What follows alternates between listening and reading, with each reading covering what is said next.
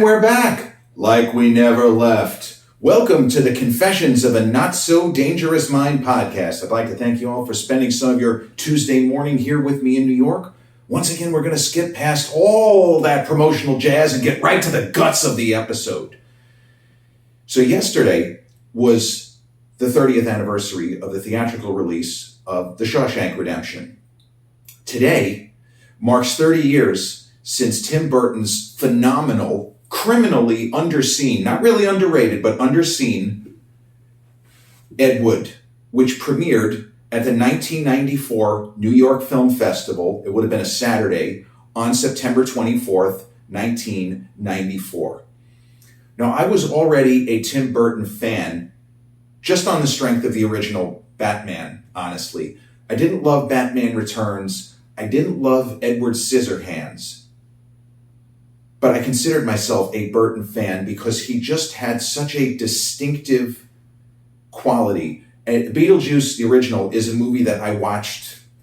I probably watched it 10 times, but I never really considered myself a fan, as dumb as that sounds. When you're a Gen Xer and you're a kid, you simply watched what was in front of you. You didn't have the options of today. There are plenty of movies that I just sat there watching, even though I was frustrated by them, or I'm not even a fan.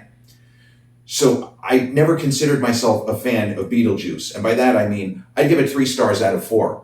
It was entertaining, incredible to look at, sounds great with the music and all. But I didn't unabashedly love it.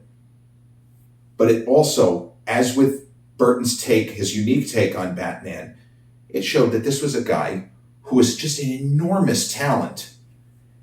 And so when Ed Wood came out, and I knew the story of the real Edward D. Wood Jr., going back to the 80s, and a not successful, but I thought it was a riot, a very funny kind of spoof parody movie starring Dan Aykroyd, John Candy, Gilda Radner, and other famous comic actors of the day. It came from Hollywood. They did an entire segment on Ed Wood.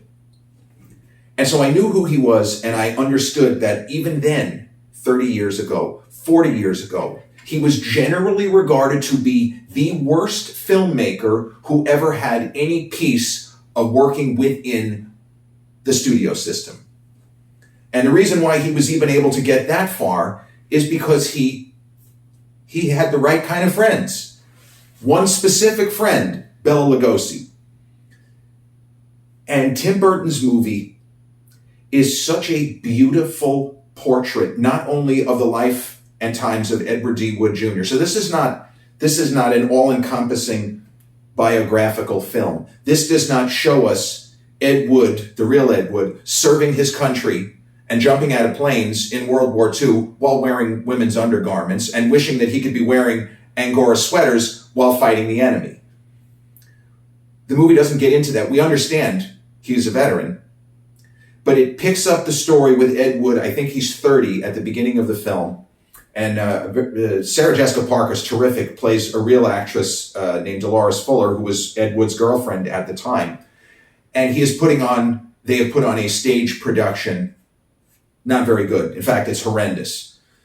Ed Wood has a kind of single-minded vision. The real Ed Wood saw himself, as absurd as this is, he saw himself as an old school, even then, auteur. He was a guy who was trying to make his movies his way. He didn't want studio interference. He didn't want producer interference.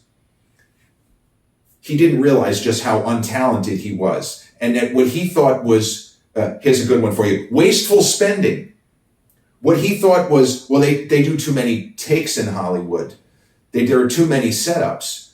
We don't need to change locations. We'll just, do some camera work and we'll cover it. He didn't understand.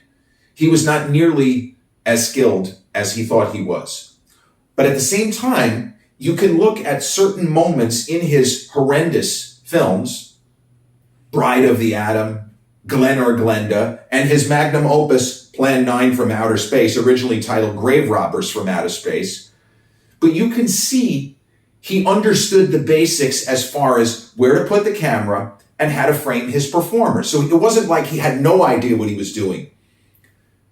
But he really sucked, quite frankly. He was a terrible writer, and he wasn't able to use He wasn't able to use real actors in a lot of cases, but he was working, and he made 3 films. And that's 3 films more than almost anybody who dreamed of being in the movie business and never even had an opportunity.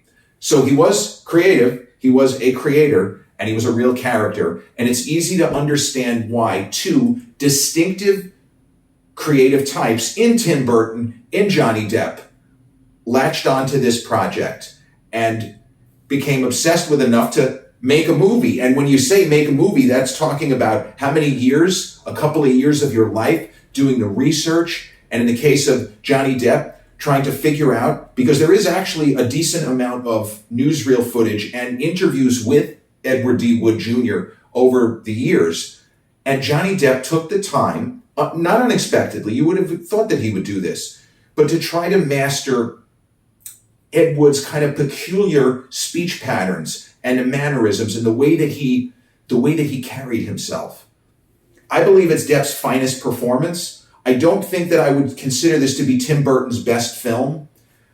I like a lot of his other work. I'm a huge fan of Big Fish. I think Big Fish that's a movie I consider to be not only underseen to some extent, but also underrated. That film really took me by surprise in a good way. Wonderfully acted. Billy Crudup and Albert Finney, Danny DeVito, among others. Really, really a big fan of that movie.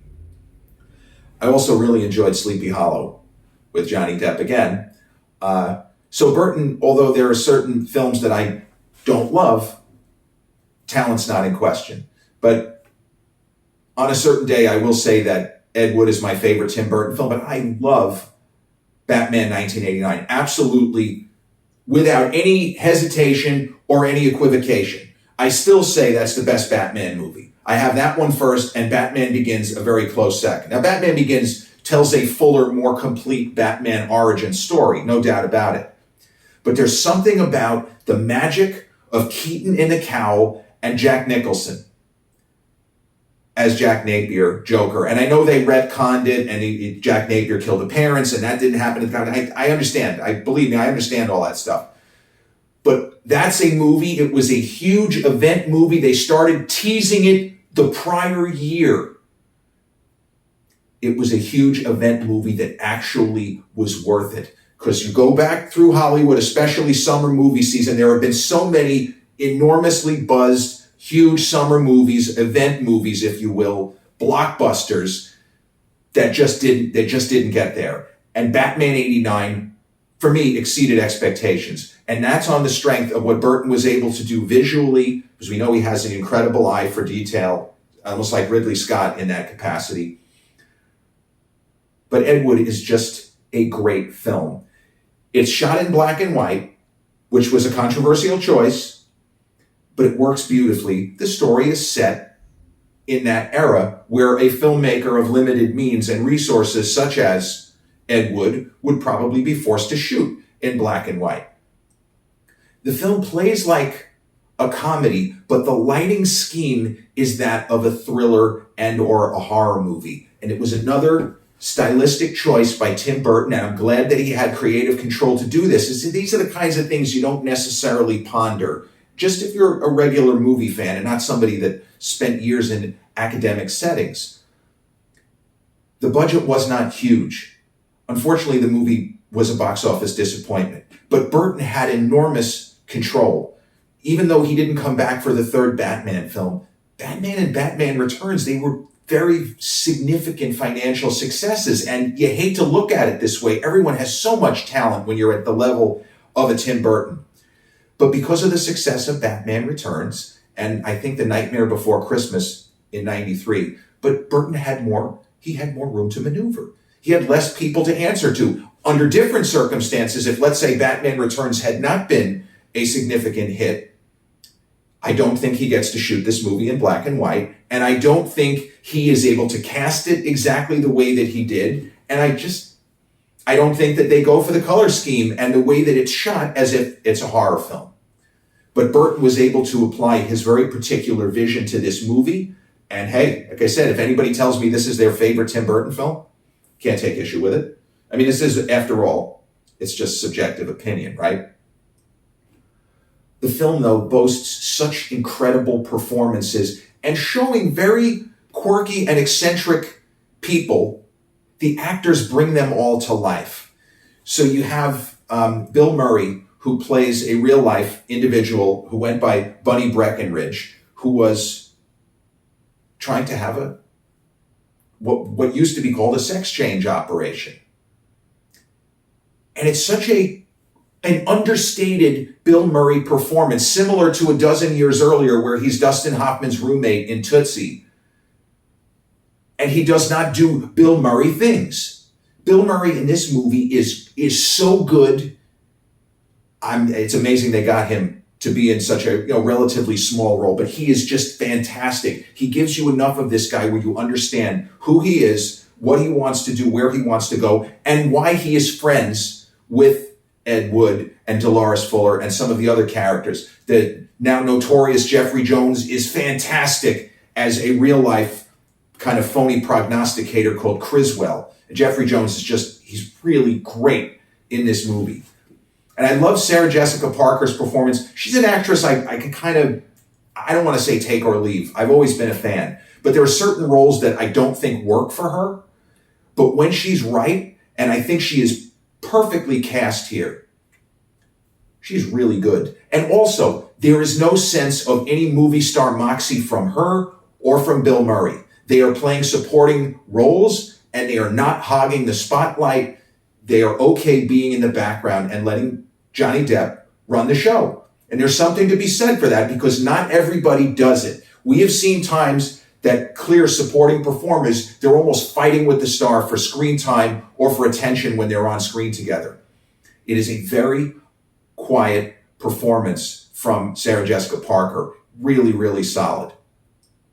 And so you have this kind of motley crew, this ragtag gang of people just trying to make movies. And as luck would have it, the biggest moment in the movie, really, and in real life for Ed Wood, is he happens to meet Bela Lugosi. And Bela Lugosi, although the original iteration and incarnation of cinematic Count Dracula over here, of course, Max Schreck, they're doing the remake, Eggers, the remake of Nosferatu coming out at the end of the year. But the Bela Lugosi, although Bela's Hungarian, Todd Browning's Dracula, the Universal horror, is one of the first, sound era horror films. The movie's not that good. The spoiler alert, it's not that good. That's a movie where the reputation is better than the reality. On the other hand, F.W. Murnau's Nosferatu, what Eggers is remaking, that's a great film. That film is fucking incredible. Todd Browning's Dracula has some great atmosphere early, and then after the first 20 minutes, it's not that good. It's just not that good. But Bela was phenomenal. He was a cheat code in human form, as I like to say about certain people. Bela Lugosi had incredible screen presence. He barely spoke English at that point. His English improved as he got older and the more time he spent in Hollywood. And by the time we meet him as played by, in an Oscar-winning performance, Martin Landau, who a couple of years later is Petrovsky in Rounders. But Bela Lugosi was a big star in Hollywood in the 30s, and then he had a lot of personal problems, and unfortunately he became a heroin addict. And the Bela Lugosi we meet in this movie, his best days are decades past. And he had a contentious, the movie suggests he had a contentious relationship. It was contentious only one way, with his old buddy and co-star, Boris Karloff. Boris Karloff had the career that Bela wanted for himself. He believed that he had more talent than Boris Karloff and could do more things. But Boris Karloff had an extraordinary career. Boris Karloff's still working in the late 1960s. You want to talk about a guy with staying power? Boris Karloff, the original Frankenstein monster in the Universal horror films. That's where the connection. And they did a horror film in 1935, directed by, I think, Edgar Ulmer. Was it Edgar Ulmer? I think it was Edgar Ulmer, called The Black Cat. A great horror movie, completely fucked up, surrealist, and Bela's still struggling with his English. He blew all kinds of lines in that movie, and they just left it in. I guess they didn't have the budget to go back and do reshoots. Hey, Bela just created a word that doesn't exist. Nah, don't worry about it. Bela had issues with Karloff's career, and in the world of this movie, it is a big component of Martin Landau's Bela Lugosi. He can't stand Boris Karloff. I remember seeing the movie for the first time. What the fuck? Lay off him. Boris Karloff is all-timer. He's a fucking legend. It bothered me, just the idea that Bela Lugosi may have disliked the great Boris Karloff. But Landau brings so much depth, so much gravitas, so much humanity to the role of Bela Lugosi. And the friendship that develops, which, again, based on truth, Johnny Depp and Martin Landau have incredible chemistry. They are believable as friends. You almost forget that you're watching a movie. You start thinking that this is Ed Wood and Bela Lugosi, circa 1956, forging a real, genuine friendship. And as much as Ed Wood uses Bela to get his work funded, because even though Bela Lugosi, decades past his prime, he's still a name. And being able to say, I have a script for a movie and I have Bela Lugosi willing to star, just that is enough for him to get some financing. It doesn't seem like much, but it's enough to get the ball rolling on more than one project. Landau deservedly won that Oscar. He is incredible as Bela Lugosi. He doesn't look like Lugosi, although the movie won 2 Oscars, and one of the wins, Landau got supporting actor, but also for makeup and hairstyling, which is fantastic. You feel like you're in the 50s. They did such a great job with that. The film plays like a comedy, but a very sweet and gentle, not the kind of harsh comedic bits in Beetlejuice where sometimes we laugh because a character's head gets bitten off or that kind of thing. This is a sweet and gentle and whimsical film, which does tell fucking fascinating story about this guy who, thanks to not so much the internet, but the fact that people, he did give interviews, and there were already those who were fans of, I hate to say how bad his work was, but he was uniquely bad. And Plan 9 from Outer Space, there are people who have said, for a movie that was even partially funded by the studio system, it is the worst movie ever made that had any funding from Hollywood. It's that bad. I've seen it. It is horrendous. Everything in the movie is terrible from the performances on down. But Depp sells the character. He sells the earnestness of Ed Wood and how he's not trying to make bad movies, but he wants to make the film the way he wants to make the film. And there's one moment in this movie that is next level, among a lot of great moments. But the next level moment is Vincent D'Onofrio, who I absolutely adore, and he's another guy who is great, whether he Men in Black, Edgar becomes the Bug and the whole thing, whether it's Full Metal Jacket 10 years earlier playing Private Pile, whether it's playing the Kingpin in one of the MCU TV shows that we've seen. D'Onofrio is just an extraordinarily talented and versatile performer. And in this movie, he also kind of looks vaguely like Orson Welles. In this movie, he literally plays Orson Welles. He's only in one scene, just one scene. But Tim Burton's Ed Wood is at the end of his rope because the studio people, the producers, are fucking with him. They're trying to get him to do things he doesn't want to do. They're interrupting whatever his process is. Now, we can laugh at it. This guy is ridiculous. But he takes himself seriously. And he goes into a bar and he sees Orson Welles, the Orson Welles. Now, Orson Welles of the mid-50s, when this scene would have been constructed, he'd already fallen afoul of the studios. His career was already fucked. Welles had 2 movies, and only one of them he got to do the way he wanted to, Citizen Kane. Because for all the acclaim, he had a lot of enemies, a lot of people that were pissed off that Citizen Kane was basically about William Randolph Hearst, and all Hearst publications tried to destroy, and to some extent succeeded, Orson Welles. The studio took away his next film, The Magnificent Ambersons. They are still looking for the director's cut of The Magnificent Ambersons 81 years later. They got a better chance of winning the lottery and getting struck by lightning 5 times all on the same day than finding the missing 2-hour and 20-minute cut of The Magnificent Ambersons. It ain't happening. It ain't happening. But that Orson Welles, he was still working. He did movies like Mr. Arcade in the 50s. But the Welles that we meet is getting ready to make his last acknowledged great film, Touch of Evil, starring Charlton Heston Janet Leigh, and Orson Welles. So Johnny Depp's Ed Wood recognizes Orson Welles. And I don't think Orson recognizes Ed Wood, although it's possible he could, but he doesn't. But the two guys have a conversation.